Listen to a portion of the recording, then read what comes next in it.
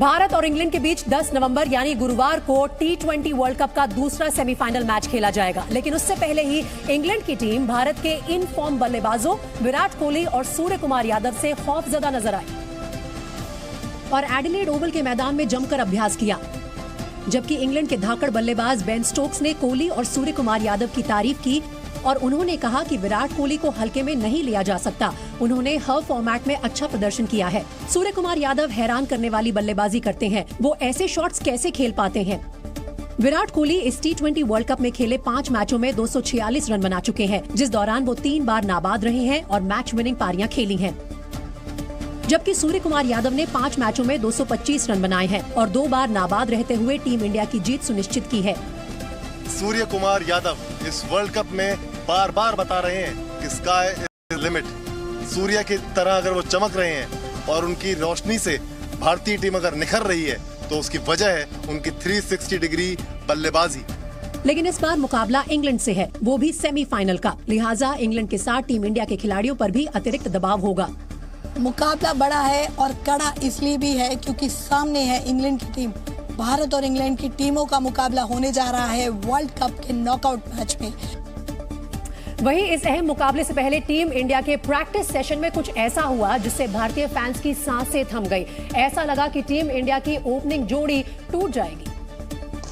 दरअसल team India Adelaide Oval में practice कर रही थी। रोहित शर्मा नेट्स पर बल्लेबाजी कर रहे थे। तभी थ्रो डाउन के दौरान बॉल उनकी दाहिनी कलाई में लगी और वो दर्द से कराहने लगे। इसके बाद टीम और सपोर्ट स्टाफ उनके पास पहुंचा, उनकी कलाई की जांच की और पट्टी बांधी। रोहित दोबारा बैटिंग करने भी पहुंचे, लेकिन दर्द की वजह से असहज दिखे, जिसके बाद उन्होंने प्रैक्टिस छोड़ दी और आइस पैक लगाकर काफी देर तक बैठे रहे। रोहित शर्मा के हाथ में लग गई है चोट, जिसके बाद उन्होंने प्रैक्टिस करना, बल्लेबाजी की प्रैक्टिस करना फिलहाल छोड़ दिया है। ये आप देख सकते हैं, रोहित शर्मा प्रैक्टिस छोड़कर आकर बैठे हैं और उनके हाथ में अभी सपोर्ट स्टाफ ने आइस पैक लगाया है। इसके चलते एक वक्त ऐसा लगा कि कप्तान रोहित शर्मा सेमीफाइनल मैच शायद ही खेल पाए, क्योंकि गेंद उनकी कलाई पर लगी थी। किसी को कुछ समझ में नहीं आ रहा था कि अब आगे क्या होगा। लेकिन तभी रोहित शर्मा नेट्स पर उतरे और प्रैक्टिस करने लगे। इस दौरान वो अटैकिंग शॉट्स खेलते भी नजर आए, जिससे साफ हो गया कि उनकी कलाई में लगी चोट ज्यादा गंभीर नहीं थी। रोहित शर्मा की सीधी कलाई में आकर बॉल लग गई थी थ्रो डाउन के दौरान, अभ्यास सत्र के दौरान। लेकिन राहत की बात यह है कि रोहित शर्मा अभ्यास के लिए अब दोबारा से लौट आए हैं, तो ये बहुत बड़ी राहत टीम इंडिया के लिए, करोड़ों भारतीय क्रिकेट फैंस के लिए। यही नहीं, प्रैक्टिस सेशन के बाद स्टेडियम से बाहर निकलते वक्त उन्होंने इशारा भी किया कि वो अब ठीक हैं। टीम इंडिया के फिजियो ने भी इसकी तस्दीक दी और कहा कि रोहित को लगी चोट ज्यादा गंभीर नहीं थी और वो सेमीफाइनल मैच खेलेंगे। हालांकि रोहित शर्मा की फॉर्म अब भी चिंता का सबब बनी हुई है। उन्होंने इस T20 वर्ल्ड कप में अब तक खेले मुकाबलों में कुछ खास प्रदर्शन नहीं किया है। नेदरलैंड्स के खिलाफ हुए मैच को छोड़ दिया जाए तो बतौर ओपनर रोहित शर्मा का बल्ला शांत ही रहा है। उन्होंने 5 मुकाबलों में सिर्फ 89 रन बनाए हैं, जिसमें उनका सर्वश्रेष्ठ स्कोर रहा है 53 रनों का, जो उन्होंने नेदरलैंड्स के खिलाफ बनाए थे। इसके अलावा ना तो उनका बल्ला पाकिस्तान के खिलाफ चला, ना साउथ अफ्रीका, ना बांग्लादेश और ना ही जिम्बाब्वे के खिलाफ। भारत और इंग्लैंड के बीच में होने वाले सेमीफाइनल से पहले टीम इंडिया के कोच राहुल द्रविड़ ने आज अच्छा खासा समय उन खिलाड़ियों के साथ बिताया जो खिलाड़ी अब तक बहुत बेहतरीन परफॉर्मेंस देने में नाकाम रहे हैं। जी हाँ, कप्तान रोहित शर्मा की अगर बात करें तो 5 मैचों में 89 रन उनके हैं, लेकिन अगर एक नेदरलैंड्स के खिलाफ मैच को छोड़ दिया जाए तो किसी मैच में उनके बड़े रन नहीं निकले। यही नहीं, हार्दिक पांड्या का बल्ला भी अब तक खामोश रहा है, जो टीम इंडिया के लिए मिडिल ऑर्डर में मुश्किलें खड़ी कर सकता है। हार्दिक पांड्या ने पाकिस्तान के खिलाफ 40 रनों की पारी खेली थी। इसके बाद साउथ अफ्रीका के खिलाफ सिर्फ 2 रन बनाए, बांग्लादेश के खिलाफ सिर्फ 5 रन और जिम्बाब्वे के खिलाफ 18 रन बनाकर पवेलियन लौट गए। यही वजह रही कि रोहित और हार्दिक पांड्या से कोच राहुल द्रविड़ ने बात की और इन दोनों समेत पूरी टीम ने नेट्स पर जमकर पसीना बहाया। वहीं AIMIM ने गुजरात में चुनावी दौरे पर पहुंचे असदुद्दीन ओवैसी की ट्रेन पर पथराव का आरोप लगाया। पार्टी की तरफ से दावा किया गया कि एक दिन पहले ओवैसी वंदे भारत एक्सप्रेस से अहमदाबाद से सूरत जा रहे थे और वहां पर यह घटना हुई। लेकिन सूरत से करीब 20 किलोमीटर पहले उनकी बोगी को निशाना बनाकर किसी ने पत्थर फेंके, जिससे खिड़की के शीशे चटक गए। पार्टी के प्रवक्ता वारिस पठान ने इस वाकये से जुड़ी कुछ तस्वीरें ट्विटर पर साझा की और बताया कि इस हमले के दौरान वो भी अपने नेता के साथ थे।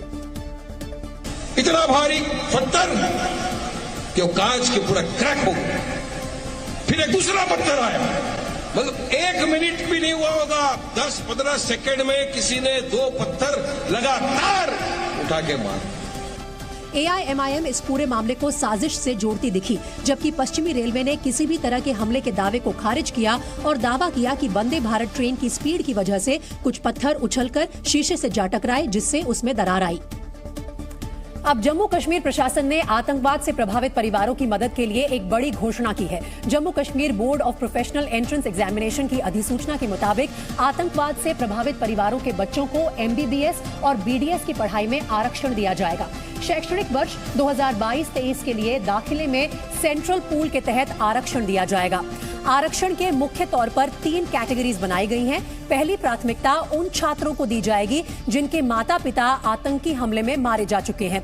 दूसरी प्राथमिकता उन छात्रों को मिलेगी जिनके परिवार का इकलौता कमाऊ व्यक्ति आतंकियों के हाथों मारा गया हो। और तीसरी प्राथमिकता उन छात्रों को मिलेगी जिनके घर वाले आतंकी हमले में स्थायी तौर पर दिव्यांग हो गए हैं। इस आरक्षण का लाभ पाने के लिए छात्रों को प्रशासन की ओर से जारी सर्टिफिकेट पेश करना होगा।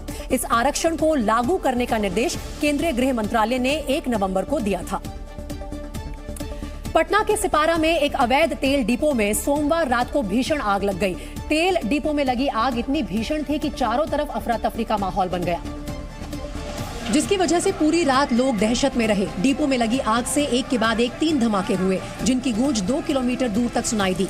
तेल डिपो में लगी आग तेजी से भड़की और कुछ देर में विकराल रूप धर लिया।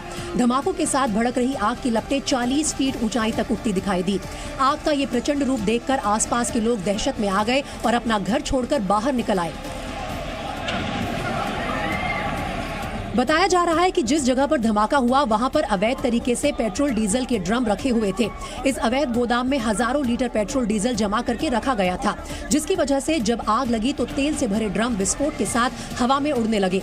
जहां आग लगी उसके पास ही कई गाड़ियां भी खड़ी थी, लेकिन गनीमत रही कि वो आग की चपेट में नहीं आई। इसकी वजह से बड़ा नुकसान टल गया और इतना ही नहीं, जिस अवैध गोदाम में आग लगी उससे कुछ ही दूर पर इंडियन ऑयल का एक बड़ा तेल गोदाम भी है और वहां से एक गैस पाइपलाइन भी गुजरती है। इसलिए ऐसी संवेदनशील जगह के पास डीजल पेट्रोल के अवैध गोदाम में हुए हादसे ने कई सवाल खड़े कर दिए हैं, क्योंकि जिस तरह से घटनास्थल पर रुक रुक कर विस्फोट हो रहे थे, अगर आग की लपटें इंडियन ऑयल के पेट्रोलियम डिपो तक पहुंच जाती तो बड़ी तबाही मच जाती। घटनास्थल के आसपास कई अपार्टमेंट भी हैं। अगर समय पर आग नहीं बुझती तो कई अपार्टमेंट भी उसकी चपेट में आ सकते थे। इस घटना के बाद पुलिस और प्रशासन सवालों के घेरे में है कि आखिर रिहायशी इलाके में अवैध तेल डिपो कैसे चल रहा था। बताया तो ये भी जा रहा है कि इंडियन ऑयल तेल डिपो के पास कई और ऐसे अवैध तेल गोदाम हैं, जहां टैंकरों से चोरी किया गया तेल कम दाम पर बेचा जाता है और उनकी ब्लैक मार्केटिंग की जाती है।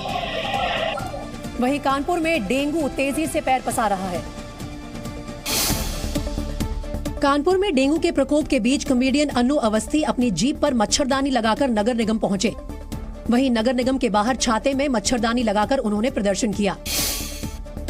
झांसी में आज एक बड़ा रेल हादसा होने से बच गया। रेलवे स्टेशन के पास पेट्रोल ले जा रही मालगाड़ी के 5 डिब्बे पटरी से उतर गए, जिससे हड़कंप मच गया। हालांकि गनीमत की बात ये रही कि इस हादसे में कोई जनहानि नहीं हुई।